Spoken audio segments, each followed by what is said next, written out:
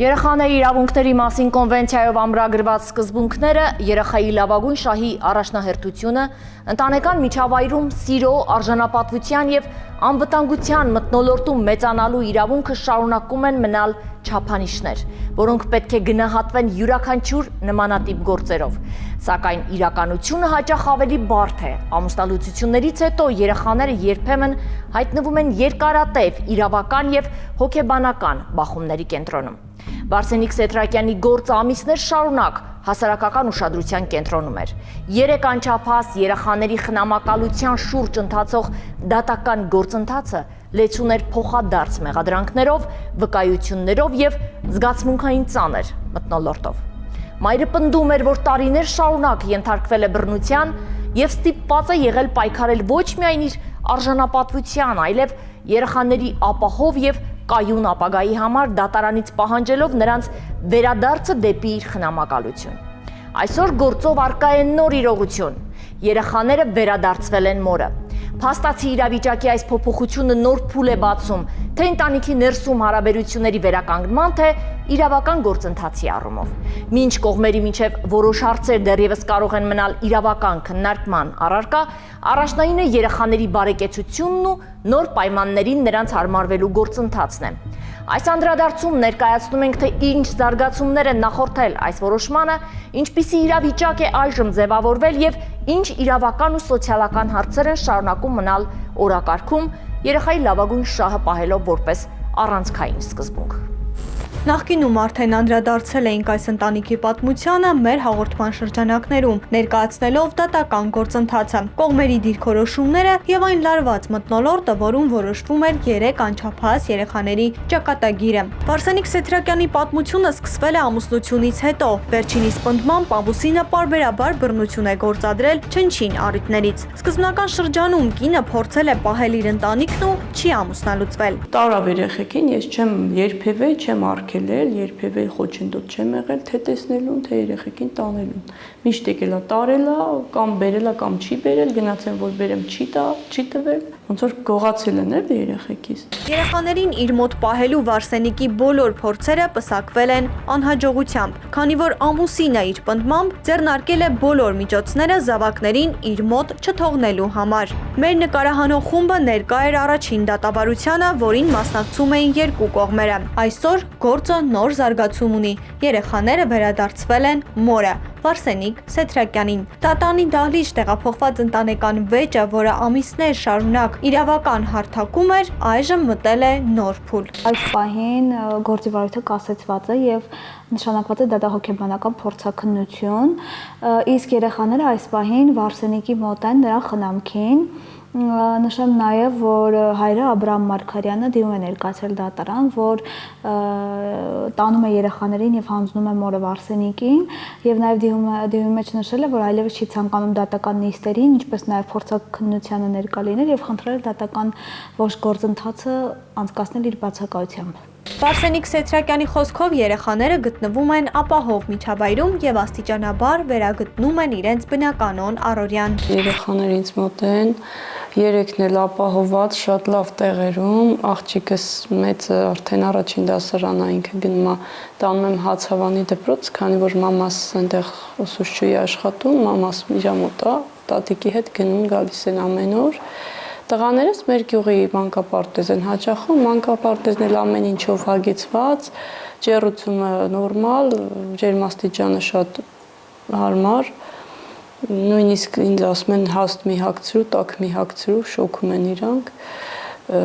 սնունդը ամեն ինչ նորմալ մանկապարտեզում, նույնիսկ դպրոցում էլ երեխաներին ապուրներ են տալիս։ Ապրում են շատ հոգեբանորեն, շատ լավ մթնոլորտում,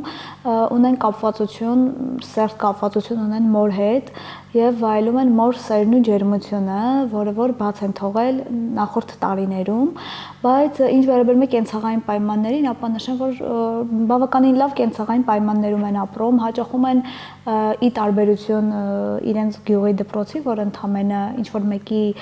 տունն էր, որը որ դարձել էր դպրոց, որևէ պայման չկար այնտեղ։ Հաճախում են բավականին լավ դպրոց, լավ մանկապարտեզ, ունեն արդեն մեծ զբաղվածություններ, կրթական եւ իրենց օրը անցնում է հագեցած եւ շատ խաղաղ մթնոլորտում։ Իսկ այն աշխատում եմ Երևանում, առավոտյան աղջկաս ու տատիկին մամայից տանում եմ դպրոց, հացավանից հետ եմ գալիս, տղաներին տանում եմ պարտեզ ու արդեն ես գնում եմ աշխատանքի։ Աշխատանքից գալիս եմ երեկոյը, երբ արդեն երեխաները տանն են։ Մինչև իմ գալը արդեն աղջիկս դպրոցում գրավորները ինչ որ չափով անում է, հետո գալիս է տուն, արդեն մամաս իր հետ դասերով զբաղվում է, հետո ես որ գալիս եմ, մի քիչ էլ ես եմ զբաղվում իր հետ դասերով։ Մոր փոխանցմամբ երեխաների կրթությունն ու խնամքը լիարժեք կազմակերպված են։ Ավագ դուստրը հաճախում է դպրոց, իսկ փոքրիկ որդիները մանկապարտեզ։ Մեր նկարահանող խումբը ուղևորվեց դեպի Հացավանի դպրոց, որտեղ սովորում է ավագ դուստրը։ Դասղեկի եւ դպրոցի հոգեբանի խոսքով երեխան օրեցօր ավելի ինքնավստահ է գալիս դպրոց։ Եթե սկզբում զգացվում էր փակվածություն եւ ներքին լարվածություն, ապա այժմ նա ակտիվորեն մասնակցում է դասերին, շփվում է համադասերանցիների հետ, նախաձեռնողականություն է ցուցաբերում։ Հասմիկը այս պահին ադապտացիոն փուլում է, այսինքն դեռ հարմարվում է, չեմ կարող ասել, որ ամբողջությամբ հարմարվել է այս միջավայրին, բայց արդեն ընկերների հետ շփվում են, ընկերություն են անում, իրար հետ խաղում են, կարծում եմ, որ գնում ենք դեպի դրական վիճակ։ Հասմիկը դա այս վերջի շրջանում է եկել, արդեն երեխեքը, որ արդեն գալիս էին դպրոց։ Ինքը ընդհանուր առմամբ հանգիստ երեխա է։ Սկզբում ինքը դժվար էր շփվելը, դա այդ բնական է, որտեղ նոր միջավայր է եկել, իր համար այդ փոփոխությունները ուրիշ ձև են։ Ես իր հետ խոսեցի։ Նոր հանգիստ, քնքուշ։ Հիմա արդեն երեխեքի հետ ընկերացել է, շփվում է, խաղում է։ Ընդհանուր երեխա մոտ ոչ մի բան ինչ որ լարվածություն չեմ նկատել։ Իր հետ աշխատում եմ, դե որ նորա տեղափոխվել, հանգիստ է։ Տանը լավ աշխատում են, նկատում եմ, ու այնպես չի, որ այն ժամանակ չեն աշխատել էլի, որովհետև ես տեսել եմ հիմքը, որ կա, ու հիմա էլ այդ հիմքի վրա ավելացնում են, այսինքն այո, աշխատում են։ Խոսել եմ, այտենց չէ, ինքը այտենց նեղվածություն չունի։ Սիրում է շատ իր մայրիկին, ընդհանուր որ հարցրել եմ, ասում եմ շատ եմ սիրում, երկուսին էլ։ Մանկապարտեզի դաստիարակի խոսքով Բարսենիկ Սեթրակյանի երկու որդիները ներգրաված են խմբային խաղերին, շփվում են հասակակիցների հետ եւ իրենց ապահով են զգում։ Ինտեգրում անցել ենք բավականին սահուն, չենք ունեցել ոչ մի խնդիր, գրեթե։ Ադապտացվել եմ շատ հեշտ ընկերներին, շատ սիրվել է թե ընկերների, թե մեր կողմից։ Մանկապարտեզը գերհագեցված մանկապարտեզ է, չունենք ոչ մի խնդիր։ Ինքն էլ զբաղվածության իր աստիճանով, ամեն ինչով նորմալ կատարում է իր աշխատանքը։ Երեխաների հետ հունվարի 1-ից անցել ենք նոր սննդակարգի, առողջ սնունդ։ Բարսենիկ Սեթրակյանի ներկայացուցիչ փաստաբան Շուշանիկ Արսենյանը ընդգծում է, որ երեխաների վերադարձը կարևոր քայլ է, սակայն իրավական գործընթացը դեռ ավարտված չէ։ Չեմ կարող հստակորեն ասել, դա հոգեբանական փորձաքննությունից ինչ որ վախենալու միտում ունեցել է թե չէ, բայց ամեն դեպքում այս որոշմանը եկել է հենց դատարանի կողմից դատահոգեբանական փորձաքննություն նշանակելու որոշումից հետո, այսինքն երևի թե ուղիղ համեմատական կապով կապված են այս որոշումները եւ դատարանի կողմից կայացված եւ Աբրահամ Մարգարյանի կողմից կայացված որոշումները ուղիղ համեմատական կապի մեջ են։ Փաստաբանի խոսքով առանձին խնդիր է նաեւ ալիմենտների հարցը։ Չնայած այն հանգամանքին, որ երեխաները փաստացի բնակվում են մոր հետ, ալիմենտները շարունակում է ստանալ հայրը։ Արսենյանի փոխանցմամբ այս հարցով առաջիկայում նույնպես կձեռնարկվեն իրավական քայլեր։ Աբրահամ Մարգարյանը այսօր ստանում է ինչպես Բարսենիկի կողմից վճարվող ալիմենտը, այնպես էլ սոցիալական ապահովության ծառայության կողմից նշանակված նպաստը, որը որ հասու է երեխաներին, այդ գումարը եւս ստանում է Աբրահամ Մարգարյանը եւ մենք անպայման ձեռնմուխ ենք լինելու, որ այդ հարցը եւս իր տրամաբանական հանգուցալուծմանը գա, դեռևս այդ հարցի հետ կապված Բարսենիկի հետ տեխնիկա պես չեմ կարողացել քննարկում ունենալ, բայց այդ հարցին անպայման եւս անդրադառնալու ենք։ Փաստաբանը նաև հավելում է, որ առաջնահերթությունը երեխաների հոգեբանական կայունությունն է եւ իրենք շարունակելու են հետեւողականորեն պաշտպանել նրանց իրավունքները անկախ գործընթացի տևողությունից։ Կարծում եմ, որ մենք ի վերջո դրական եզրահանգման ենք գալու եւ ունենալու ենք այն վճիռը, որը որ հայցադիմը դատարան մուտքագրելիս ակնկալում էինք, Ամեն դեպքում շատ մեծ դեր է այստեղ խաղալու դատահոգեբանական փորձաքննությունը, ճիշտ է Աբրահամ Մարգարյանը դատարանին խնդրել է որ չիրականացնել փորձաքննությունը հաշվի առնելով որ արդեն իսկ երեխաներին տվել է մորը, սակայն ես գտնում եմ, որ ամեն դեպքում պետք է իրականացվի փորձաքննությունը, որովհետև այստեղ վեր են հանվելու երեխայի լավագույն շահը եւ ինչպես գիտենք, որ երեխայի լավագույն շահը դա